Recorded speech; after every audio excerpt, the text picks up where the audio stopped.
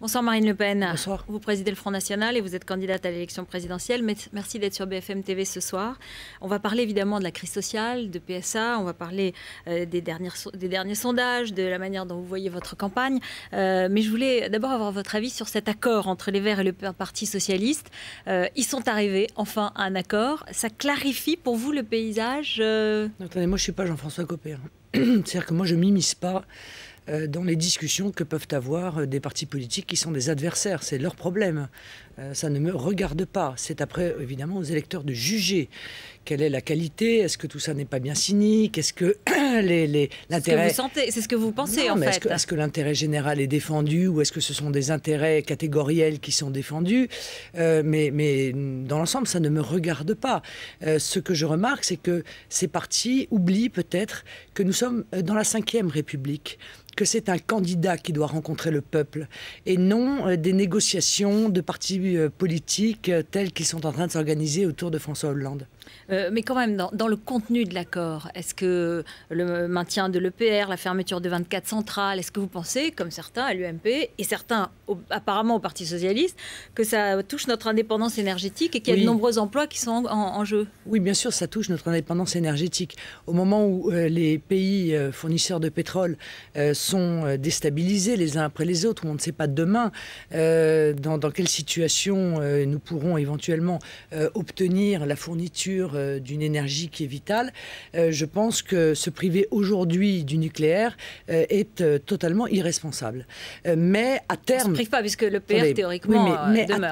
à terme, c'est effectivement une énergie dangereuse. Il faut donc garder en vue la nécessité de se séparer du nucléaire. Mais pour l'instant, nous n'avons pas assez investi dans la recherche. Cette recherche n'est pas assez avancée pour que les énergies renouvelables prennent le remplacement, remplace le nucléaire. Ce que je comprends, c'est que vous voulez sortir du nucléaire, qui est une énergie dangereuse à vos yeux, mais pas tout de suite, voilà, parce qu'on n'a pas les moyens. Pas tout de suite. Et est-ce que c'est responsable du coup d'y rester si c'est vraiment dangereux? Non, pire que cela, je pense qu'il faut continuer à investir dans la sécurisation des sites nucléaires, dans le retraitement des déchets. Or, le caractère extrémiste des Verts consiste à vouloir imposer d'arrêter tout investissement. Donc on va se retrouver dépendant du nucléaire, mais avec un nucléaire encore plus dangereux, puisqu'on n'aura pas fait les investissements nécessaires dans les générations futures qui permettent normalement d'avoir un nucléaire plus sécurisé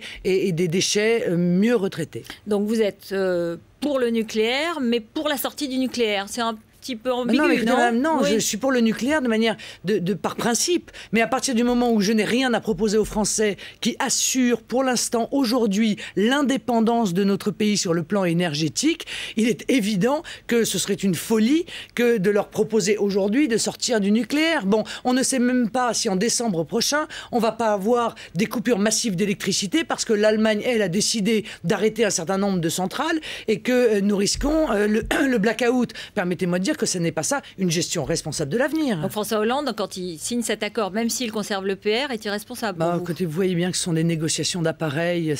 Il s'agit là de négociations de circonscription que l'on habille avec des principes politiques. C'est pas ce que vous feriez?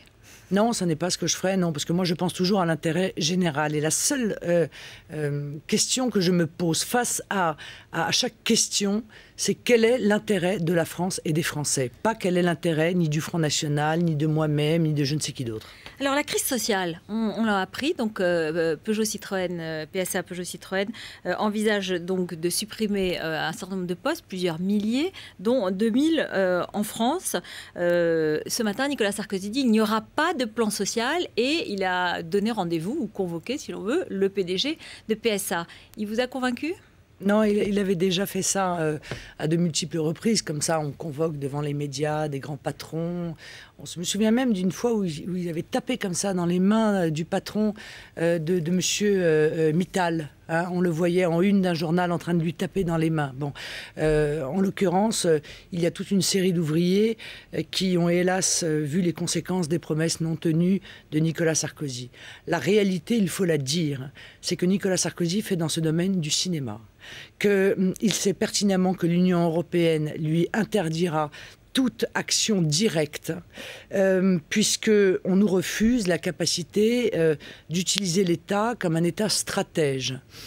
On refuse... Là, on n'est pas actionnaire, en l'occurrence. Ça n'est pas le problème. Ce n'est pas le problème. L'Union européenne interdit à l'État de venir au soutien de secteurs économiques qui sont en difficulté. Souvenez-vous, il y a quelques années déjà, Nicolas Sarkozy avait déjà fait la promesse qu'il aiderait l'industrie automobile si l'industrie automobile faisait travailler en priorité les sous-traitants français. Ceci était un mensonge. C'était interdit par l'Union européenne. Ça l'est toujours. Et il est largement temps que nous récupérions en ce domaine notre indépendance. Alors concrètement, vous seriez au pouvoir aujourd'hui face à une annonce d'une entreprise privée.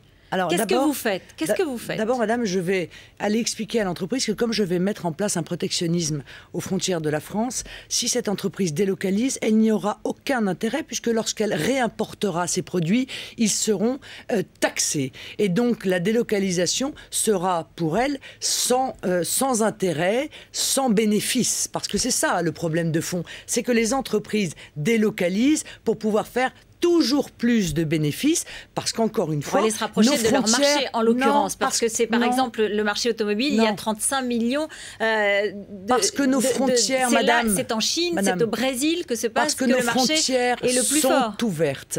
PSA a trouvé très bien la porte des dirigeants politiques quand il s'agissait de venir demander des aides. Je rappelle que le Front National a été le premier parti politique à proposer dans les conseils régionaux et à soutenir cette idée également au niveau de l'État que les entreprises ne doivent pas obtenir des subventions et elles doivent obtenir éventuellement, lorsqu'elles sont en difficulté, des prêts. Mais à une condition, c'est que ces prêts soient remboursés par les entreprises si elles délocalisent ou si elles licencient dans les 5 ans. Ça, c'est le contrat que doit imposer l'État, ou alors ça n'est pas un État, et évidemment, cet État n'est pas présidé. Donc, dans ces cas-là, comment on fait pour exporter ces voitures et se rapprocher des marchés les plus... Pourquoi ne pouvons-nous pas exporter nos voitures? Puisque vous allez mettre des frontières autour de la France, des protections douanières très importantes. Très importantes. Je les modulerai en fonction de l'intérêt des secteurs économiques que je veux préserver, parce que je pense que nous sommes en situation de concurrence déloyale aujourd'hui, que nos entreprises voient peser sur elles toute une série de normes, ce qui est une bonne chose d'ailleurs, de sécurité, de respect de l'environnement, des normes de progrès social, mais qu'on nous met en concurrence déloyale avec des pays qui n'ont aucune de ces normes-là et qui ne respectent aucun début, donc vous modulerez, de protection sociale. Bien sûr, je les modulerai en fonction des pays, je les modulerai en fonction des produits. Et on ne s'isolera pas dans ces cas-là, on ne deviendra pas un îlot solitaire. Mais absolument pas, c'est ce que font tous les pays du monde. Il n'y a que l'Union européenne qui ne se protège pas. Mais là, vous parlez de la France, vous parlez de protection autour des frontières de la France. Il n'y a que l'Union européenne qui nous a imposé l'obligation de ne pas nous protéger, de ne pas nous armer face à la mondialisation. Écoutez, la conséquence, on la voit, il n'y a quasiment plus de PMI dans notre pays et nous aurons perdu à la fin du mandat de Nicolas Sarkozy 500 000 emplois industriels en 5 ans. Nicolas Sarkozy qui se présente comme le président protecteur, qui vous souriez, et qui lutte contre la fraude sociale, qui impose 7 heures de travail hebdomadaire aux titulaires du RSA. Claude Guéant, par ailleurs, qui parle d'immigration en disant que les immigrés doivent adopter nos coutumes et respecter vos lois. Est-ce que vous n'avez pas le sentiment qu'il veut vous refaire le coup de 2007 et siphonner vos voix, s'adresser directement à votre électorat et vous les prendre? Mais bien sûr, tout ça, c'est évidemment de l'enfumage, mais j'en appelle à la responsabilité et surtout à la mémoire de nos compatriotes. Moi, j'ai retrouvé 2 phrases. Le président a déclaré en 2007 « Je veux être le président qui n'aura aucune indulgence envers les fraudeurs ». Le président a dit en 2011 « Je vous le dis, nous devons être sans indulgence envers les fraudeurs ». Et entre-temps, il ne s'est strictement rien passé. Il a fait une déclaration dans laquelle il n'y a aucune mesure concrète de lutte contre la fraude, aucune, alors qu'on pouvait mettre en place la désactivation des fausses cartes vitales ou des cartes vitales en surnombre. Il faut 3 mois pour cela, pas plus. Vous savez que la fraude, l'essentiel, c'est le travail dissimulé. Mais entre autres, il faut mettre la carte vitale biométrique. C'est pas tout à fait... Il faut que les patrons voyous qui embauchent des clandestins soient très lourdement condamnés. Mais le problème, c'est que bien souvent, ces patrons voyous, on les trouve dans les restaurants de Neuilly. Donc c'est évidemment difficile de faire appliquer la loi. Il y a des restaurants partout. Dans toute sa difficulté. Il faut opérer le croisement des fichiers, y compris fiscaux. Ça fait des mois et des mois et des mois et des mois qu'on nous le promet, ça n'a jamais été fait.